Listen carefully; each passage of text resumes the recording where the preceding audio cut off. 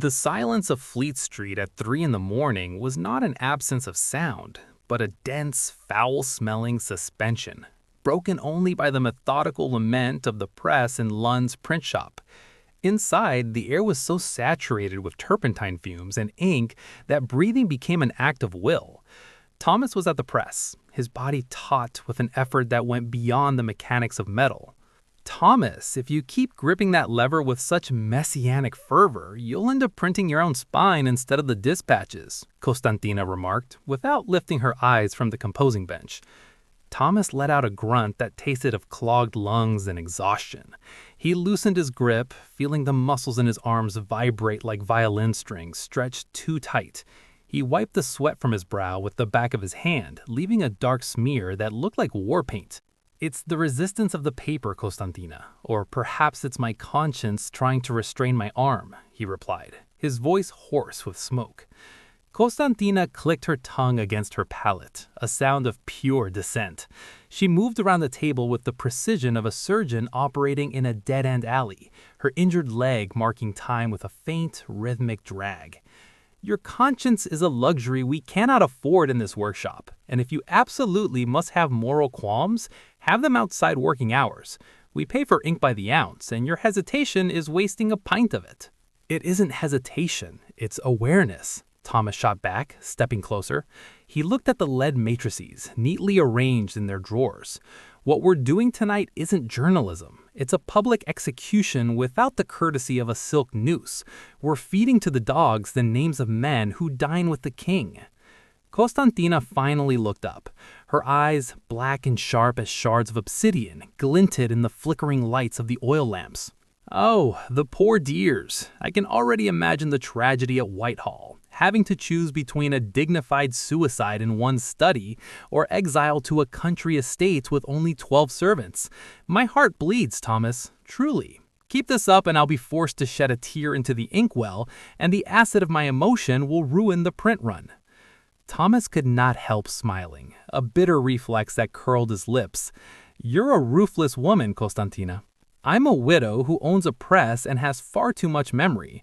Pity is an ornament for drawing rooms I can't afford to furnish," she replied, returning to the type with ink blackened and nimble fingers.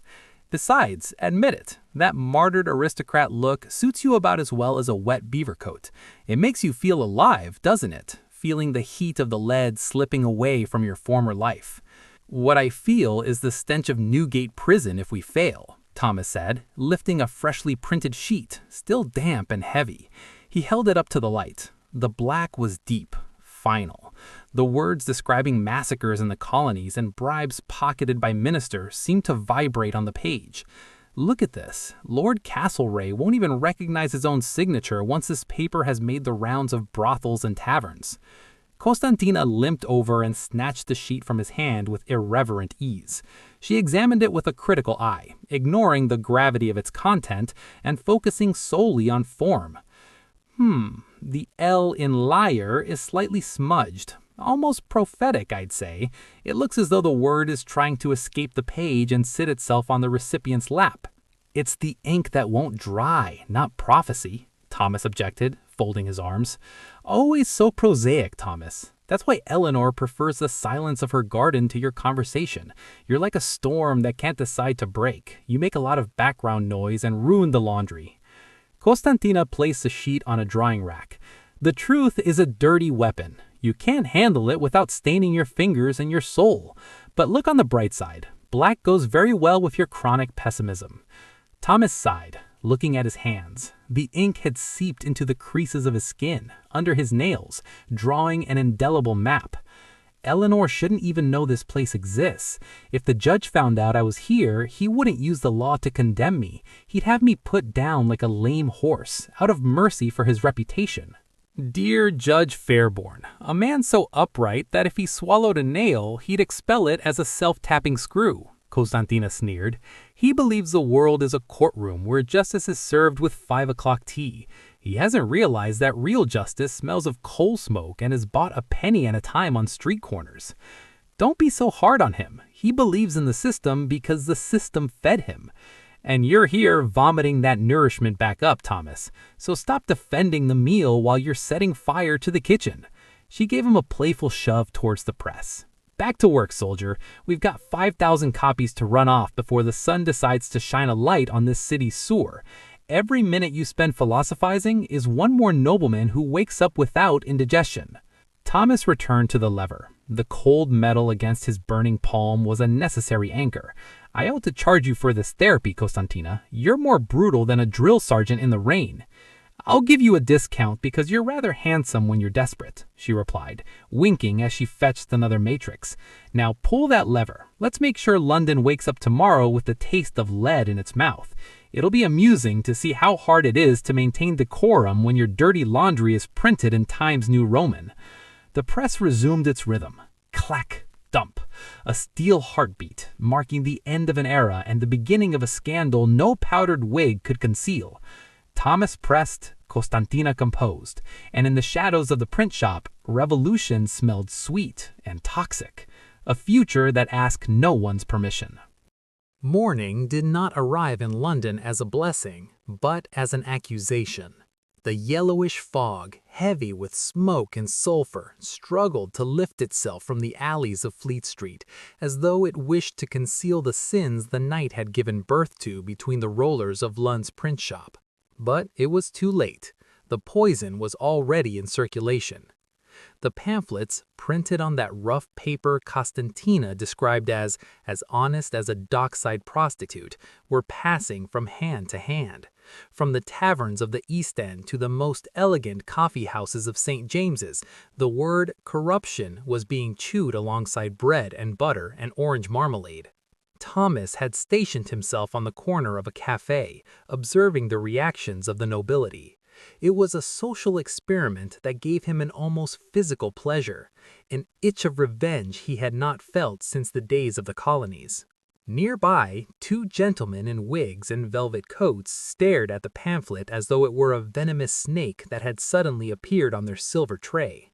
It is outrageous, exclaimed the elder of the two, a man whose neck was so stiff it seemed supported by an invisible marble column. They speak of prophets of blood in the Caribbean, and they mention Lord Liverpool by name. Worse, my dear George, replied the other in a voice sharp enough to cut diamond. They quote the exact price of his partridges. That is the real scandal, the lack of discretion. If a man can no longer profit from the misery of others without some ink-stained printer putting it into writing, where shall we end up? Soon maids will demand to be paid in actual coin instead of promises of marriage never intended to be kept. Thomas smiled beneath his collar. The cynicism of the ruling class was the only reliable constant in England. Look at them sweating, Thomas, whispered Costantina, having joined him with her usual rhythmic gait, made uneven by the old injury that seemed to ache more when damp rose from the river. It's amusing how the stability of the empire depends so entirely on nobody knowing who is stealing what from whom. You have a macabre sense of humor, Costantina, Thomas remarked, never taking his eyes off an officer who was quite literally crushing a copy of the pamphlet in his fist. The macabre is the only spice that makes this city digestible, darling. And besides, admit it, seeing them so shaken makes you feel more noble than your ancestors ever did. You're an aristocrat of chaos now, a role that suits you much better than a uniform. Let us hope that chaos doesn't come with short handcuffs, he muttered. At that very moment, a black carriage with the Withmore crest hurtled through the mud, splashing a poor errand boy's coat. A young secretary, pale as though he had just seen his own death certificate, leapt out and ran towards Whitehall. And so they begin to run, Costantina laughed, like chickens in a yard when they hear the rustle of a fox. Pity our fox is made of lead and ink. Meanwhile, in Judge Fairborn's drawing room, the atmosphere was altogether different. There was no amusement, only a fine tension that made the glass in the cabinet tremble. Eleanor sat composed, her hands folded in her lap, watching her father pace back and forth, gripping the pamphlet so tightly his knuckles were white. "This is an act of intellectual terrorism, Eleanor," the judge thundered. "Whoever wrote these words does not seek justice, he seeks conflagration." Eleanor raised her gaze. Her eyes carried a calm her father mistook for obedience. "Father, if a house is built on rotten wood, fire is merely a natural consequence of neglect, not of the intent of the one who lights the candle." The judge stopped, staring at her as though she had spoken in a foreign language. "Are you defending these rebels, these carrion who besmirch the name of the crown?" "I am saying that truth has a bad temper, father. It does not wait to be invited into the drawing room, and judging by what I am reading, it has quite a lot to say about your respectable friends in Whitehall." As the day wore on, the tension drifted back towards Lunn's print shop. Thomas and Costantina had returned to base to prepare the afternoon distribution. The air became electric. Rumors traveled faster than horses. There was talk of a secret committee established by the Home Office to hunt down the source of the poison. "Do you think they'll come today?" Thomas asked, mechanically cleaning a matrix. "They'll come once they finish deciding which wig makes them look most authoritative while arresting us," Costantina shrugged. "English bureaucracy is like a jealous lover, slow, suspicious, and astonishingly predictable." "You're remarkably calm for a woman facing deportation to Australia." "My dear Australia has sunshine, open spaces, and far fewer tedious dukes. I sometimes consider it a promotion rather than a sentence. And besides, imagine the face of the captain when he discovers I've smuggled a dismantled press in my linen crates." Thomas almost admirably shook his head. "You will never change." "I hope not. Change is for people with nothing to say. I have an entire lead alphabet waiting to be screamed into the faces of those who think silence is a moral obligation." Her irony was her shield, but Thomas noticed how her hand trembled slightly as she refilled the ink. Beneath the sarcasm lay the knowledge that the game had turned lethal. These were no longer mere words on paper. They were daggers aimed at the heart of a system that did not know how to die with dignity. "If they take us," Thomas began. "If they take us," she cut in sharply, "I shall ensure I am arrested in my best dress. I will never allow a second-rate judge to see me in an ink-stained apron. It would be an insult to my sense of style as well as to my criminal record." The sound of heavy boots outside ended the conversation. Not one man, but several. The measured, arrogant cadence of those who carried the king's authority. "There they are," Thomas said, straightening his shoulders. Costantina adjusted a lock of raven hair with provocative grace. "At last, we've become irrelevant. Thomas, please try not to pull that tragic martyr's face. It would ruin the aesthetic of the scene." The door to the print shop shook under a violent blow. The scandal had officially knocked, and it had no intention of leaving before destroying everything in its path. Yet in the air, beyond the smell of ink, lingered the sharp perfume of defiance, a poison no royal edict could ever neutralize. The door of Lunn's print shop did not merely open, it suffered an aristocratic violation. The wood, already weakened by decades of damp and scandal, groaned beneath the sharp strike of a silver-knobbed cane. Smell entered first, a blend of imported lavender, Russian leather, and that abstract aroma emitted by those who have never had to count pennies for supper. James Withmore, the Duke, crossed a threshold with the rigid grace of a man who expects the atoms of the air to rearrange themselves to make room for him. Behind him loomed Hector, like an approaching storm, his shoulders broad enough to blot out the little light filtering through the grimy windows.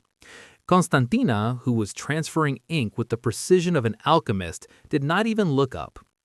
"We are closed to the nobility, Your Grace. The only service we offer your class is oblivion, but I see you've opted for exhibitionism today."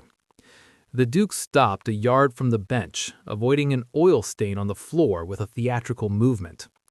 "Mrs. Lunn, your hospitality is legendary, almost as much as your insolence. I wonder which will take you to the gallows first." "That depends on who writes the sentence, James," Thomas interjected, stepping out from the shadow of the press. His face was smeared with ash, his sleeves rolled up to the elbows, revealing forearms blackened with ink. But I imagine you'd prefer a private execution. The public has dreadful taste in last words." James Whitmore turned towards him, blue eyes shifting from disdain to a weary, almost paternal disappointment. "Thomas, look at yourself. The son of a baron, a man who served the crown, and now you resemble a chimney sweep with delusions of literary omnipotence. Is this what you learned in the colonies? To play with stamps?" "I learned that soldier's blood is far harder to wash away than ink, James. But as opposed to you, blood is merely a statistic, best read when written in a fine hand on parchment," Thomas replied, wiping his hands on a rag darker than night. Hector stepped forward, his granite face unreadable. "Shall I begin destroying the matrices, your grace?" Costantina stopped and pointed an ink-stained finger at the giant. "If you touch that press, brute, I'll pour a pint of nitric acid into your boots, and I assure you, the skin of your backside is not as tough as your face." The Duke chuckled, a dry, joyless sound. "Hector, stand down. I wouldn't want Mrs. Lunn to waste her chemical supplies. We do have a reputation to uphold, after all." He turned back to the press, lifting a freshly printed sheet with the tip of his cane, as though touching it with his hands might infect him. "The crimes of Whitehall in Bengal. Really, Thomas, how uninspired. The people want stories of adultery and cattle theft, not geopolitical analyses of your guilty conscience. The people want to know why their sons die of fever in foreign ports to protect your revenues, James," Thomas hissed. "They die for the glory of the empire, a concept you seem to have misplaced between one paragraph and the next," the Duke replied, moving towards Costantina with a gait that was provocation incarnate. "Tell me, Mrs. Lunn, what compels a woman of your enterprise to risk the noose for a rumpled idealist like Thomas? It's a poor investment, even for a widow." Costantina smiled, an expression blending intellectual lust with pure class hatred. "My dear Duke, you aristocrats always think in terms of property, but power is like ink. Hoard it and it dries uselessly. Spread it and it creates images you can never erase. And as for Thomas, he has a certain appeal when he tries to save the world, far more stimulating than watching a duke struggle not to dirty his shoes." For a moment, the Duke seemed struck. His gaze lingered on her face longer than intimidation required. Then, with effort, he restored his mask of ice. "The mud of this city is deep, Mrs. Lunn, and you are in it up to your neck. The Home Office is not amused by your metaphors. Hector, take those sheets. James, if you take those documents, tomorrow we shall print twice as many," Thomas said, his voice steady with tension. "Tomorrow, Thomas, you may no longer have fingers with which to hold a piece of type," the Duke replied, turning towards the door. "Consider this a courteous warning. The next time you see Hector, he will not be carrying a cane, but a warrant that ends in a noose. And you, Thomas, Eleanor expects you for dinner on Sunday. Do try to wash. The smell of betrayal is difficult to mask even with her favorite lavender." Hector seized a stack of still damp sheets, ignoring Constantina's murderous glare, and followed his master outside. "Hector," Costantina called as the giant reached the threshold. He turned. "You've a smudge of black on your jacket. It's the only thing of value you're wearing now. Treasure it." The Hound of Whitehall did not reply, but his jaw tightened violently before he vanished into the fog. The silence that followed the Duke's departure was not peace, but rubble. The air in the print shop was still heavy with Whitmore's lavender, a scent Thomas now found more suffocating than the fumes of ink. Costantina had returned to the composing bench, her fingers dancing among the lead characters with methodical ferocity, as though sharpening bayonets rather than arranging sentences. Thomas stood motionless at the center of the room, hands still stained, staring at the violated door. "If you keep gazing into the void with that third-rate tragic hero expression, Thomas, I shall start charging you for the time you waste indulging in self-pity," Costantina said without turning. The tone was her usual one, but the speed with which she locked the letters into place betrayed a tension she would never admit. "He threatened me using Eleanor, Costantina. That wasn't a political warning. It was a low blow, even for a man who prides himself on having a family tree longer than his moral spine." Costantina stopped and turned, resting one hip against a bench. She looked at him with a mixture of pity and irritation. "Oh, poor little aristocrat fallen from the pear tree. Welcome to the real world, where people use what you love to keep you quiet. Did you honestly think James Whitmore would challenge you to a philosophical debate at his club? He's a predator, Thomas, and predators don't argue with their prey. They go for the jugular, or in your case, the heart, which incidentally seems to be the same organ, given that your brain appears to have slipped south the moment you laid eyes on the judge's daughter." Thomas clenched his jaw. "This has nothing to do with lust, and you know it. Eleanor is... You're tethered to a world you are desperately trying to burn down while still sitting comfortably inside it," she cut in, smiling sharply.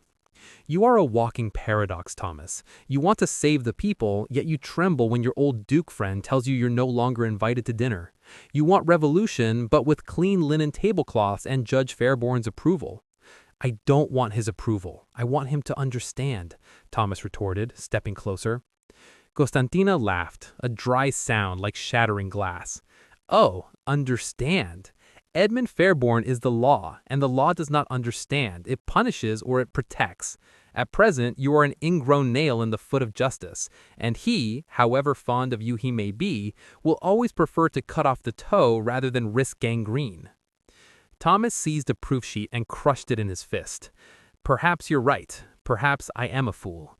But if we don't publish the second dispatch, the one about the bribes for the port of Calcutta, James wins. He proves that all it takes is whispering a woman's name to silence the truth." "Then stop trembling and get back to the press," she said, suddenly serious. She stepped closer, closing the distance until Thomas could smell the sharp soap and raw courage clinging to her.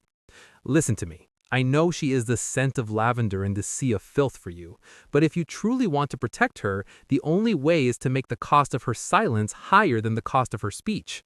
If we strike hard, James will have to save his own head, and he won't have time to play games with the emotions of a bored debutante." "Eleanor is not bored. She's imprisoned as much as we are." Yes, imprisoned in a palace with 20 rooms and hot chocolate served in bed. I'm shivering just thinking about it," Costantina replied with a dismissive shrug. "The point is this. Are you ready to be the villain of the story? Because to Eleanor, to her father, and to all of polite society, you are now the monster under the bed. You are no longer the valiant soldier returned from the colonies. You are the man who smears their names with soot-black ink." Thomas looked at his hands. The ink had sunk so deeply into the creases of his skin that he doubted it would ever come out. It was a mark, a tattoo of betrayal against his class. "I already am, Costantina. I became one the moment I set foot in this print shop." "Good, then stop behaving as though you require a recommendation letter for paradise. Paradise is overcrowded with hypocrites, Thomas. Hell, on the other hand, has an excellent view and far better company. People there know how to manage a fire." A strange calm slid over Thomas. Costantina's brutality acted like acid, dissolving his last hesitations. His fear for Eleanor had not vanished, it had crystallized into cold fuel. "The Duke said he expects me for dinner on Sunday," Thomas murmured, a bitter smile lighting his face. "Oh, splendid. I sincerely hope you intend to go. It would be a shame to waste the opportunity to vomit the truth over their roast beef. Imagine it, the judge quoting scripture, the Duke praising the wine, and you producing evidence that they sold faulty rifles to the regiments in India. It would put me out of business entirely. After such a performance, there would be no need to print anything ever again. London society would implode from embarrassment. I don't think I'll make it to pudding. A pity. Eleanor makes excellent cakes, or so drawing room legend claims, though she may prefer to throw one at your head, and frankly, I wouldn't blame her. You are a walking catastrophe." Thomas took up a roller and began spreading ink across the plate with fluid, deliberate movements. The viscous sound of the black spreading was now a comforting rhythm. "Do you know what frightens me most? Is it that you might be wrong? No, it's that I'm beginning to enjoy all this, the destruction, the scandal, the feeling that the world is finally collapsing under the weight of its own lies." Costantina paused, studying him with new light in her eyes. For the first time, there was no sarcasm there, only recognition. That is the executioner's intoxication, Thomas. Once you feel the weight of the axe in your hands, you can never go back to being a carpenter. But be careful, the axe is heavy, and sometimes the block is closer to your feet than you think. Then we strike first, he replied, pulling the press lever down with a force that made the entire room shudder. That's my boy. Less introspection, more hydraulic pressure, she approved, handing him a fresh stack of blank paper. And if James Whitmore returns, leave him to me. I still have a few remarks about his stockings that might rob him of the last shred of ducal dignity he possesses. No man can govern an empire if he suspects his tailor is secretly mocking the shape of his calves. Thomas shook his head, smiling after all. You are a terrible woman, Costantina Lunn. I know, darling. It's my contribution to the cause. Now print the damn sheet. We have a nation to scandalize, and I am positively eager to see the Duke's face when he realizes his courteous warning has achieved the sole result of doubling our circulation. The press resumed its heartbeat. Clack, thump. Clack, thump. Each blow was a farewell to Eleanor, each sheet a bullet aimed at Whitehall's heart. Thomas was no longer divided. He had become an instrument of a truth that refused to remain hidden, and for the first time, the scent of sulfur almost seemed sweet. The rhythm of the press slowed, not from fatigue, but from the grim solemnity of those who know they have just driven the final nail into a luxurious coffin. Thomas released the lever for the last time that night. The metallic sound echoed through Lunn's print shop like a verdict. Costantina sat on a tall stool, one leg stretched out to ease the pain, a glass of red wine, of dubious origin but unquestionable strength, in her hand. She watched him with an expression hovering between the satisfaction of a saboteur and the boredom of an exiled queen.